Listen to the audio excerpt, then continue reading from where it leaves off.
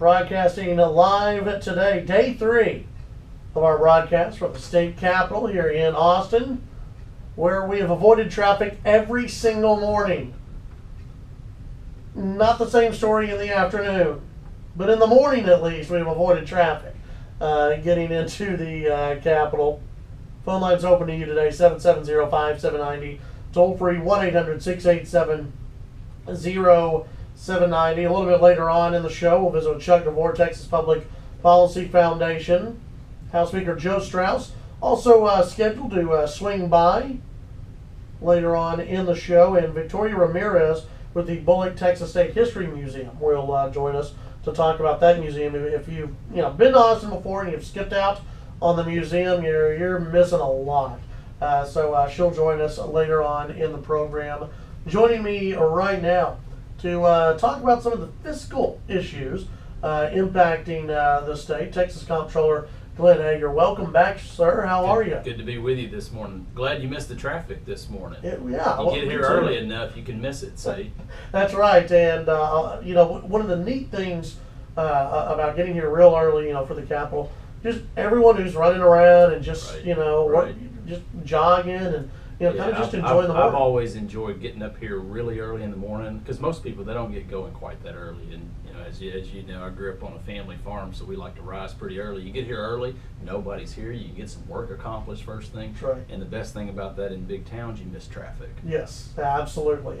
So how are things going in the Comptroller's They're good. office? Obviously, a legislative session, and being that Texas Constitution requires the legislature to get together every 2 years in an odd year, and this is the odd year, so they got to pass a 2-year budget. And that's really the biggest thing that we're focused on, is just really kind of looking at all the economic indicators of the entire state of Texas, 254 counties, 26.5 million people, an extremely diverse economy. One of the things that a lot of people want to talk about, and rightfully so, is as you've seen since the third quarter of last year, oil prices have decreased significantly. A lot of people at the end of last year want to say Texas is going into a recession back to the 1980s. We're a much more diverse economy than we used to be. And obviously there's a lot of industry sectors that are really important to that economy. So that is one of the major things that we play a role in. And then also, as the legislature talks about tax cuts, a variety of reforms and different matters, my office is front and center in trying to make sure that we get them the information that they need so they can make the right policy decisions. Yesterday, the House, Texas, the House budget writers okayed a $209 billion budget. That's within the numbers that you gave them. Correct. What you put forward 213? Yes, at the beginning of session, before session, the Comptroller's office has to look into the future and predict how much revenues will come in part. If you're going to create a budget, you need to know how much money comes into the state treasury, whether you spend it on roads, education, healthcare services, you name it, tax cuts, whatever those decisions are based on. And so the real important part that they focus on is not necessarily the federal dollars that are coming back to Texas, the dollars that we pay on our federal taxes and we get a portion back, and not necessarily the taxes that we pay as state taxpayers that are dedicated to a purpose, but those that are not dedicated. For the 2-year budget, the number that I gave them was $113 billion. I mean, that's an unbelievable number. Right. And so therefore, that's about half of the budget, and they have what's called a spending cap limit. And that spending cap, you look at the last budget plus population inflation, as well as what could be income increases for people in the next couple of years, and that's really what's called their spending cap. And that cap is $107 billion, and they're underneath that number. Well, how do you expect the budget process to play out and stay under the number that has been set forward? Yeah, I feel like they will. I mean, the House, I think what I heard correctly was they spent under that number, and they also left some cushion in part for tax cuts.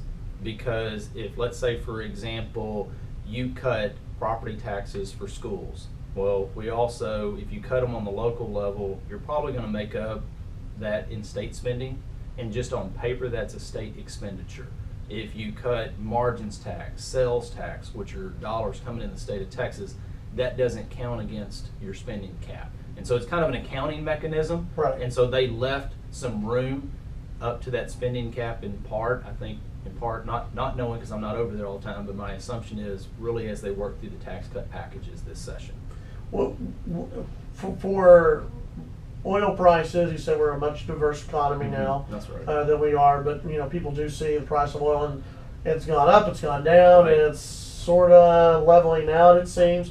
What do you think that means long term for the state? Yeah, there's a couple of different things. Number one, if we go from say $80-$90 oil on average for an entire year, which is hard because it's really not going to be exactly that for an entire year for a fiscal year, and it goes down in the 40s, which it is now, then that's a significant impact to your state treasury because of those oil severance taxes, and oil companies pay sales taxes as well.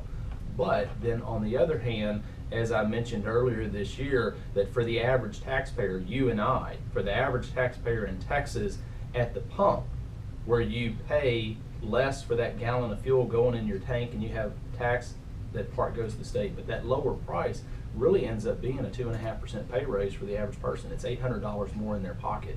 And my point being in this is that the average consumer is probably going to spend those dollars somewhere else. Right. Maybe they'll pay off part of their home mortgage. Maybe they'll put money away for their kids' college. Maybe they pay for some upgrade in their household that they've been wanting to make a repair, or their car, you name it. But my point being is that you will see a lag impact that will help other sectors of the economy, and we have a much more diverse economy than we have had in the past.